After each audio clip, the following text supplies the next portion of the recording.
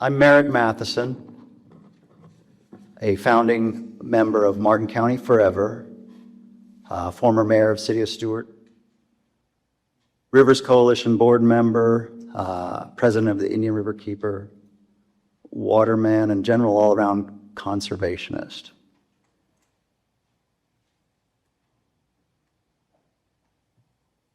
And I'd like to thank Martin County Forever. I'd like to thank the Guardians of Martin County for hosting this. And I know it's already been said before, but I want to thank them for all the historical work and future work they do to preserve the Martin County difference. Martin County Forever's referendum passed by 64%. That's something that we all need to be proud of. It's almost unheard of.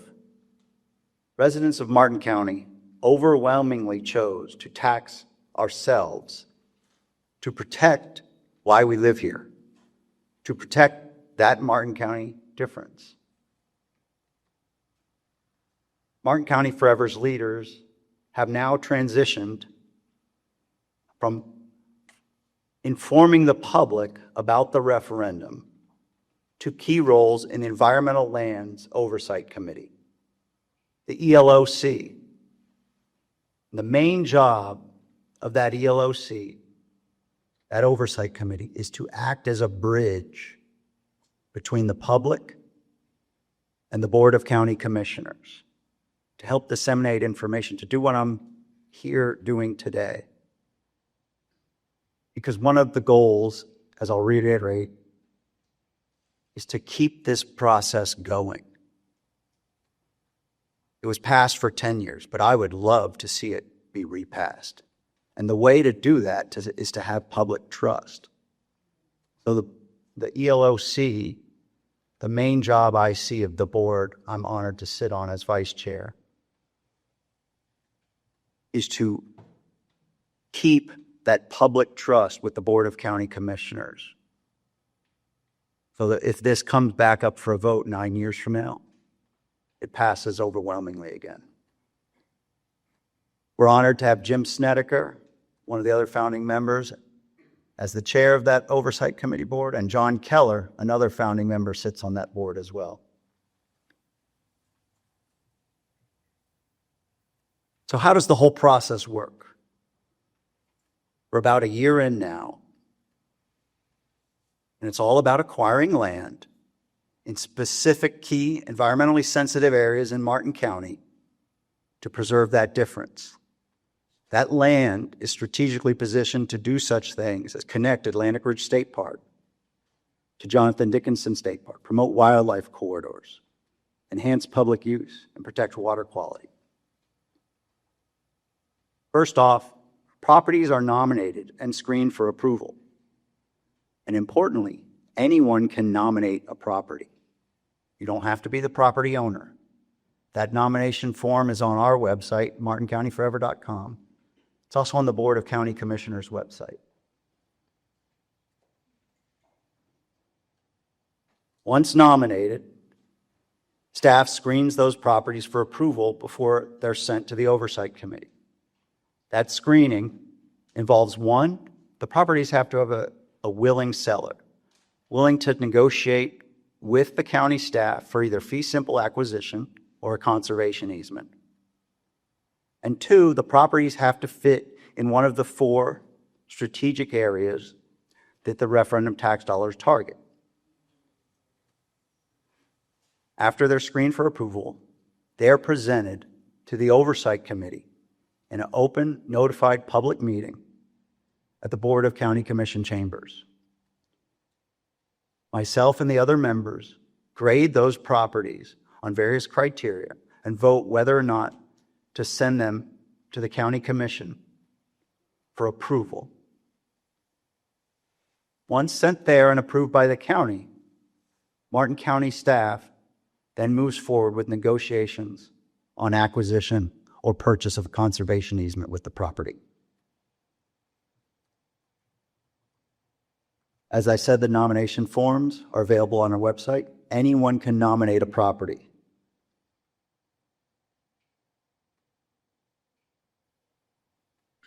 been talked about a couple times, but I'd like to touch on those conservation easements. To leverage funding, Martin County works with existing state programs for conservation easements. Any funding from the referendum that passed that goes towards the purchase of a conservation easement has to be irrevocable and in perpetuity. That language was in the referendum and cannot be changed by a county commission, existing or in the future. That is incredibly important, and some of the feedback we got when we were structuring this referendum. Conservation easement, just to break it down, is basically purchasing any development rights from a property. Now, there are two types of programs that the state runs for conservation easements, and they do have a minor difference. The Rural and Family Lands Protection Program has a primary purpose to protect agricultural use for farming and ranching. Its secondary purpose is to conserve and protect natural resources. Recent years have shown that the state has put a significant amount of funding for this program. I like to call it the Agricultural Conservation Easement Program. The other program was mentioned here as well. It's the Florida Forever program. The Florida Forever program has a primary purpose to protect natural resources of the land. It's a subtle difference, but it's pretty important. Grants from the Florida Forever program can be used for fee simple acquisition of properties, as well as to purchase a conservation easement.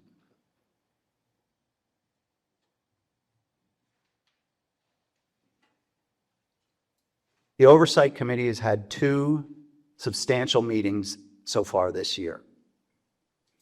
Our first meeting, 2 properties were discussed, totaling over 2,000 acres.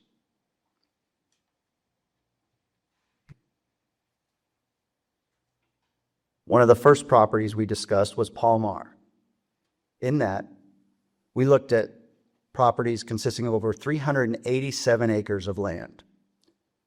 Negotiations are either finalized or ongoing for fee simple acquisition of this land. And you can see in that checkerboard pattern there, all those dark green areas, unowned, and many of them owned by separate property owners. Palmar is some of the highest quality wetlands in Martin County. And consolidating that land and those wetlands is critical to managing it properly. The next property we looked at in that first meeting was Barbie Ranch. The negotiations, I believe, are finalized now for 1,700 acres to be put in a conservation easement in partnership with the Florida Forever program. That's the one that prioritizes protecting the land's natural resources.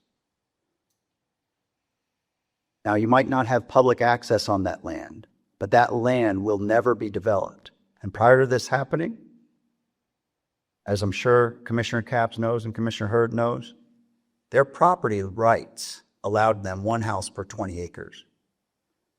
Now that other shaded area to your left and the bottom, that land is the C-44 reservoir and STA project, one of the SERP project. So you can see how strategic that land is to protecting water quality in the C-44 basin that eventually flows into the St. Lucie River. Keeping that land in its pervious natural state is why we're doing this.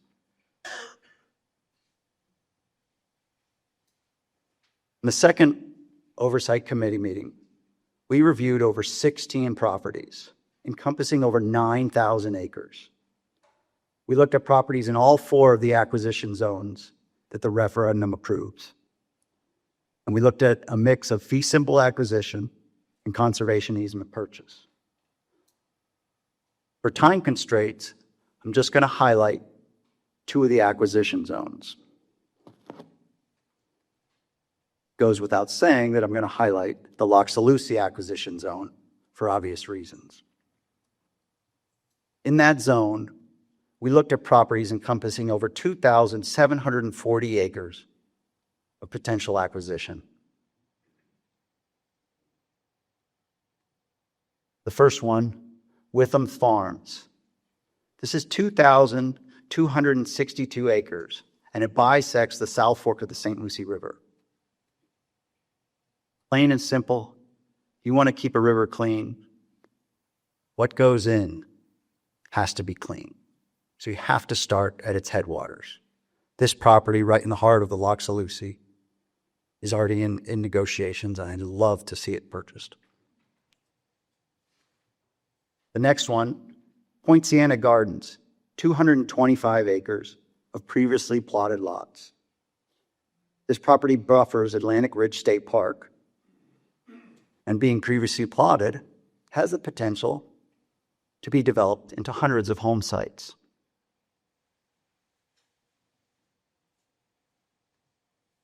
The next property, the Leonard parcel, 229 acres. The negotiations for this would be for an agricultural conservation easement. But this could be a potential connection from a greenway from Jonathan Dickinson State Park. The Rogers Atlantic parcel, 3 acres, adjacent to and a buffer for Atlantic Ridge State Park. The Rogers Conservation Fund parcel, 4.5 acres, that again can help connect Jonathan Dickinson State Park and Atlantic Ridge State Park. One of the top priorities not only of the Conservation Fund and the Lochs of Lucie, but of Martin County forever. Finally, the Petway property, 20 acres, part of the eastern flowway of Kitchen Creek. Again, keeping an area, a river's tributaries clean before the water flows in to a river is critical for water quality. This water eventually makes it, as you all know, into the Loxahatchee River. Finally, I'd like to touch on the Blue Ways acquisition zone and the properties we discussed thus far. Now, the Blue Ways acquisition zone isn't one specific area. The Blue Ways is any property in Martin County that is undeveloped and along the waterfront. So if you're talking to people and you see a property that's undeveloped along the waterfront, think about it. You can go out and fill out a nomination form. Go to Martin County Forever website, fill out a property nomination form. We'll push it on Martin County staff to see if it's a willing seller to negotiate.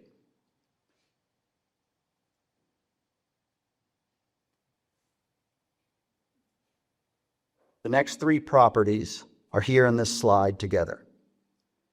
They are the Jane Wild, Burstein, and Kressler parcels. Together they encompass 12.5 acres along the natural South Fork of the St. Lucie River. And they're adjacent to Oxbow Preserve, that green area on the bottom right.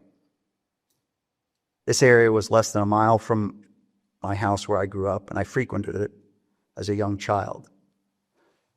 Those natural oxbows, those 180-degree turns in the South Fork, that's what makes the St. Lucie River so biodiverse.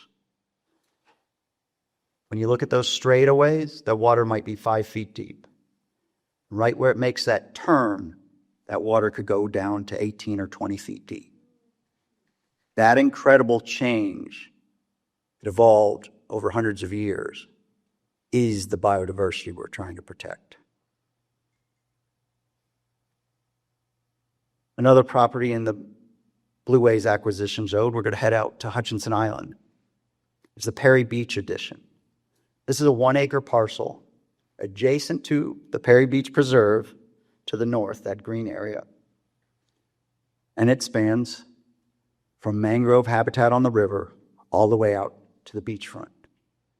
And as we all know, it's been acquisitions like this of why, when we want to go to the beach in Martin County, we don't have to break out our wallet like they do to the counties south of us and pay for parking.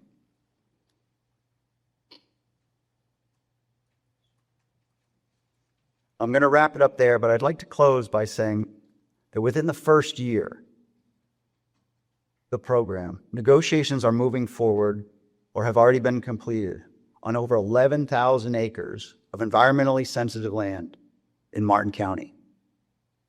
We have 9 more years to go. We should be proud. That's tangible action that has happened. The money is now there because of everyone in this room speaking to everyone else and all the groups that have been mentioned, pushing the referendum to pass. But one of my goals in the future is to have this conservation program be continued on.